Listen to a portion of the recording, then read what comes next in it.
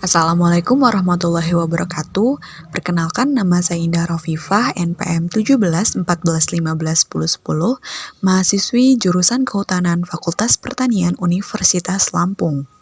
Kali ini saya akan membahas mengenai metode ilmiah dalam ilmu-ilmu sosial. Ilmu-ilmu sosial atau social science adalah kelompok disiplin ilmu yang mempelajari aktivitas manusia dalam hubungannya dengan sesamanya. Objek material dari studi ilmu-ilmu sosial adalah berupa tingkah laku dalam tindakan yang khas manusia. Ia bersifat bebas dan tidak bersifat deterministik.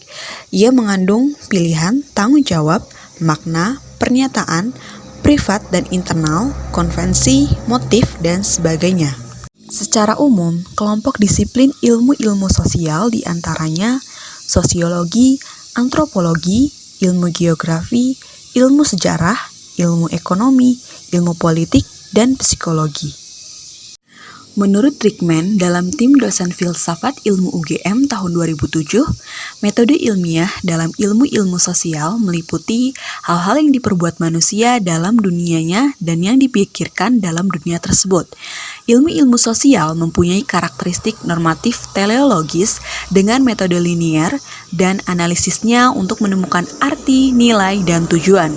Metode linier memiliki 3 tahap.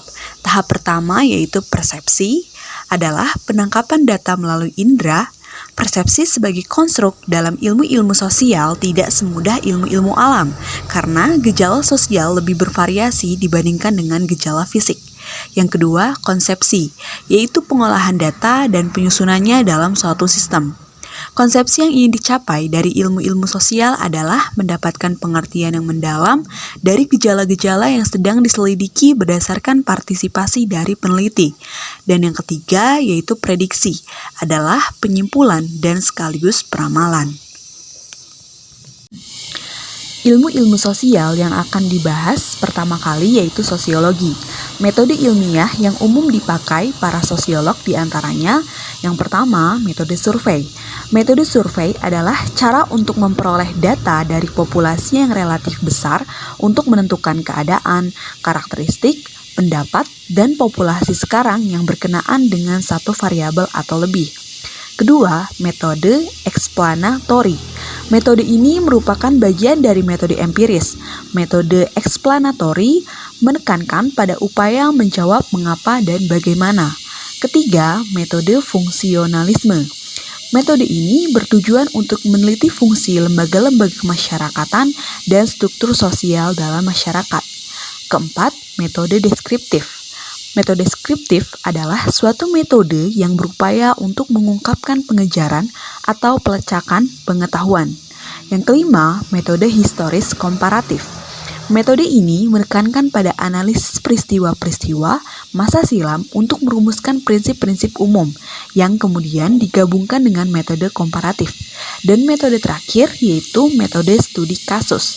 Metode studi kasus merupakan suatu penyelidikan mendalam dari suatu individu, kelompok, atau institusi untuk menentukan variabel dan hubungan di antara variabel mempengaruhi status atau perilaku yang saat itu menjadi pokok kajian.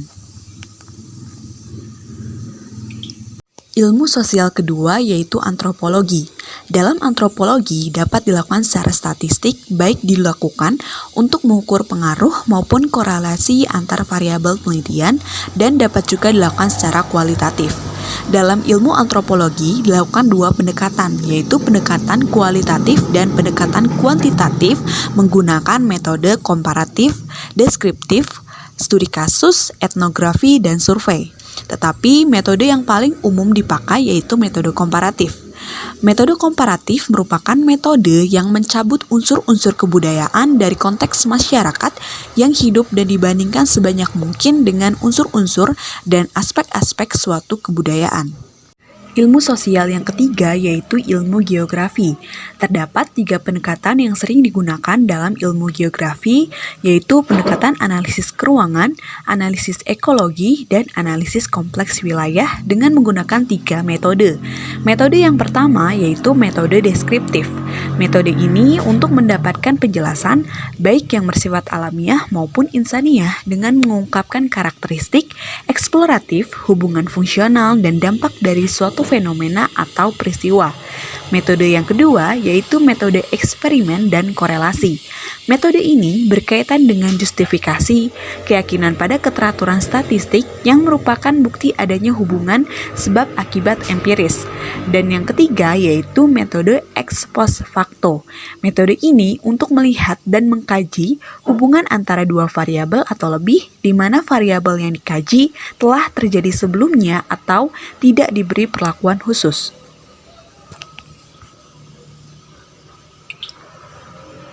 Ilmu sosial yang keempat yaitu ilmu sejarah yang berfungsi untuk menggambarkan permasalahan yang diselidiki, mencari sumber tentang fakta historis, meringkas dan mengevaluasi sumber-sumber tersebut dan menyajikan fakta-fakta dalam suatu cerita ke dalam 4 metode. Yang pertama menggunakan metode heuristik atau metode pengumpulan jejak-jejak.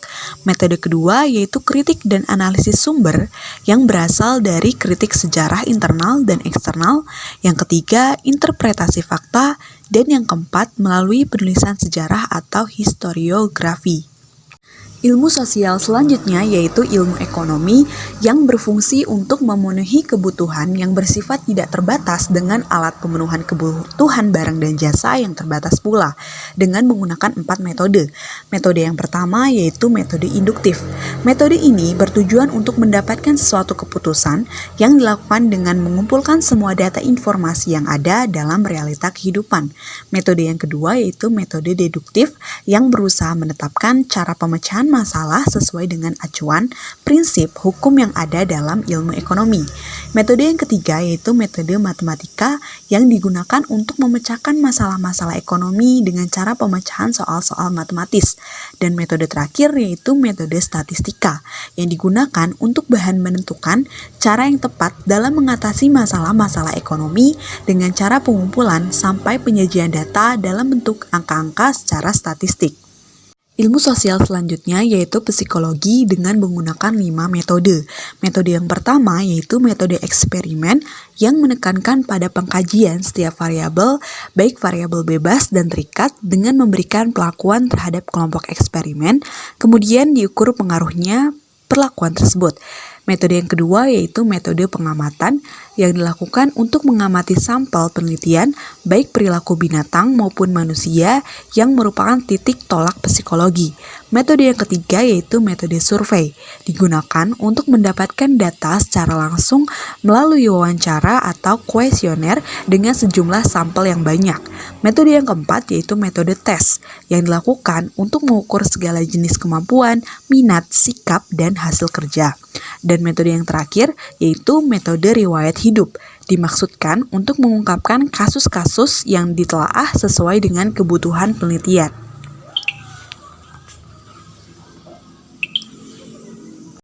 Ilmu sosial yang terakhir yaitu ilmu politik yang terbagi menjadi 2 metode, yaitu metode induktif dan metode deduktif. Metode induktif yaitu serangkaian strategi atau prosedur penarikan kesimpulan umum yang diperoleh berdasarkan proses pemikiran yang khusus ke yang umum.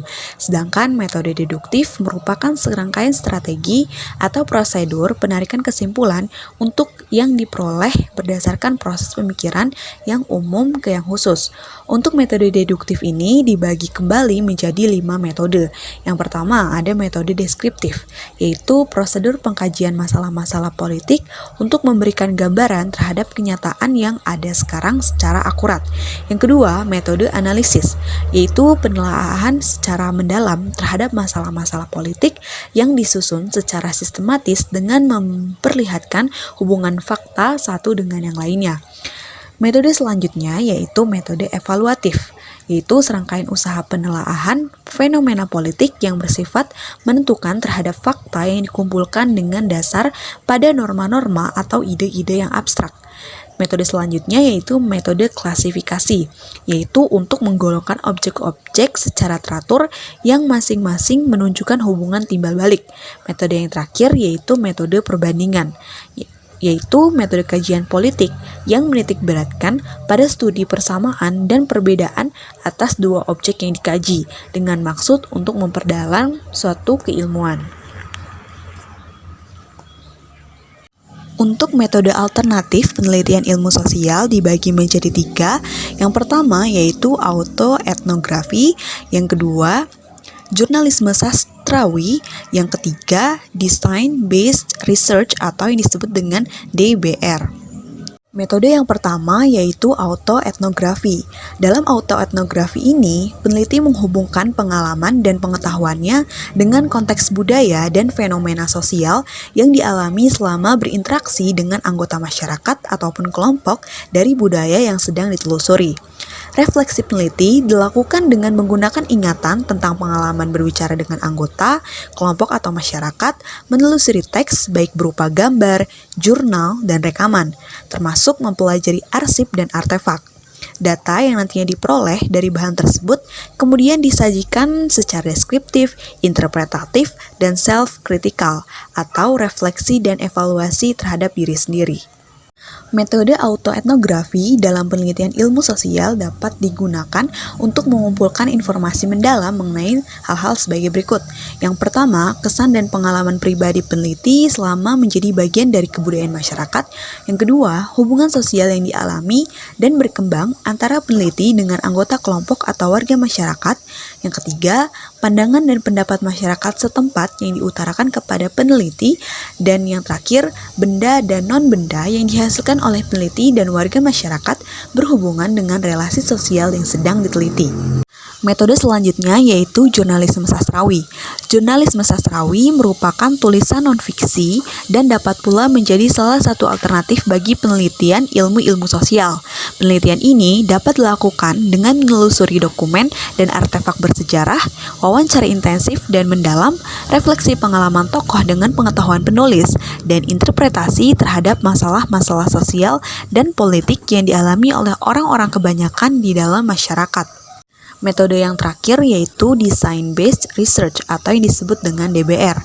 DBR merupakan suatu kajian sistematis tentang merancang, mengembangkan, dan mengevaluasi intervensi pendidikan seperti program strategi dan bahan pembelajaran, produk dan sistem sebagai solusi untuk memecahkan masalah yang kompleks dalam praktik pendidikan, yang juga bertujuan untuk memajukan pengetahuan kita tentang karakteristik dari intervensi-intervensi tersebut serta proses perancangan dan pengembangannya.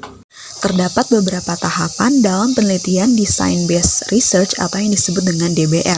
Tahapan yang pertama yaitu tahap analisis kebutuhan dengan melakukan kajian pustaka mengenai kompetisi dan fungsi pengajaran daring, melakukan survei, dan melakukan interview. Tahapan yang kedua yaitu tahap perancangan dan pengembangan. Dilakukan dengan pengembangan desain dan evaluasi proyek pendahuluan, melaksanakan pengajaran, serta perbaikan rancangan berdasarkan informasi yang diperoleh dari survei.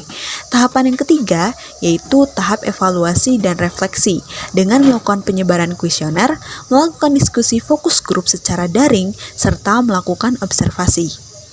Demikian materi yang dapat saya sampaikan. Terima kasih, saya akhiri. Wassalamualaikum warahmatullahi wabarakatuh.